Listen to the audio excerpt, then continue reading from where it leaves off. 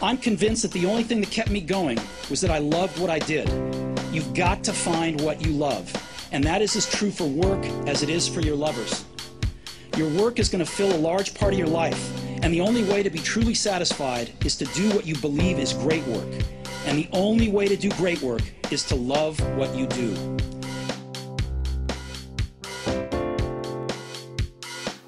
The number one thing which guides the direction that we take in life more than anything, whether we're aware of it or whether we're not, and usually we're not, it really comes down to emotion. And it's the emotional connections that we draw with something which is either good for us or bad for us that ultimately determines the path that we take. If we look at those who have done greater than those around them, it's almost always because of the passion and the emotional connection they had with that particular thing, which was the driving force that, pushed them to the top. It makes absolute sense now, especially that we understand the physiological effects that stress hormones play on the brain. Okay, so we've essentially got these two opposite ends of the scale, where on the one hand we've got severe psychological stress and trauma.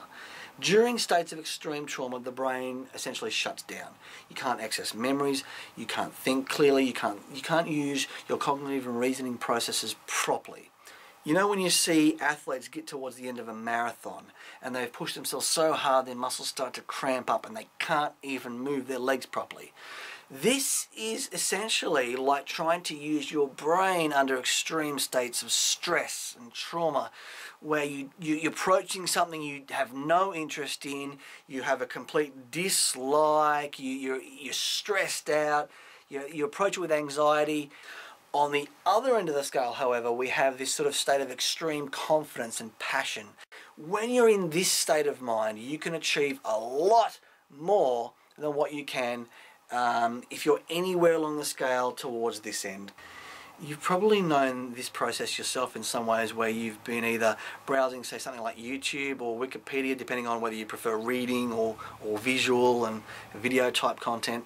And all of a sudden, you might have been distracted by what you were supposed to be doing. You've been distracted by these articles, websites, or videos, and you've been learning all these things kind of accidentally, and then you sit back and think, yeah, I was kind of wasting my time. It was a bit of a distraction from what I was supposed to be doing.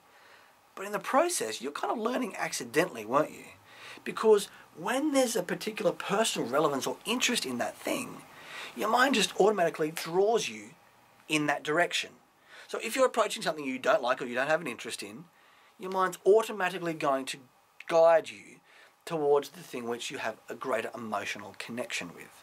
So the trick then becomes to create a situation where the student develops a greater emotional connection with what it is they're actually supposed to be learning. Okay, so we could develop a personal interest, a personal passion, and especially, and this is the biggest thing, is confidence. The confidence versus the fear factor makes the absolute biggest difference, more than anything. I cannot stress that enough, okay? When you approach something with confidence and it makes you feel, I'm the king of the world, that is automatically going to drive the neurons into that higher order thinking process in the brain. You try and use the creative thinking processes when it comes to something that you either dislike, you hate, you have no confidence in, your brain's just not going to work the same way. It's like trying to race uphill with weights attached to your ankles and jump hurdles at the same time. When, however, you approach something that you have a personal attachment to, when it makes you feel confident, when it makes you feel good about what you're doing, well, then it's like taking off the weights, it's like lowering the hurdles a bit, and all of a sudden the incline becomes a decline. You're actually racing downhill, and you do it automatically without realizing that you're doing that sort of accidental learning process. And if we're smart about it, and we can use these processes that we observe in the way that people who naturally do well at something do, we can apply these with our kids and with our students, and we can make learning happen so naturally that they love doing it, and we get those higher order thinking processes in the brain happening, switched on, just naturally happening. So how do we actually do this? I mean, this sounds great in theory, but how do we apply this in the real world? Well, firstly, we absolutely must do it on a one-on-one basis. A classroom environment is necessary when it comes to the school system. But realistically, if we're going to get the most out of a student's learning potential, it has to be done on that one-on-one process. And it has to be done in a comfortable and familiar environment that absolutely minimises those stress hormones and absolutely maximises the support, and the student really needs to feel like this is all about me, and no matter what happens, I'm completely comfortable and relaxed, and I'm in a supportive, sort of nurturing environment where there's no fear of failure. If I don't understand something, it doesn't matter right now, because I know that I will understand it within a few processes from now.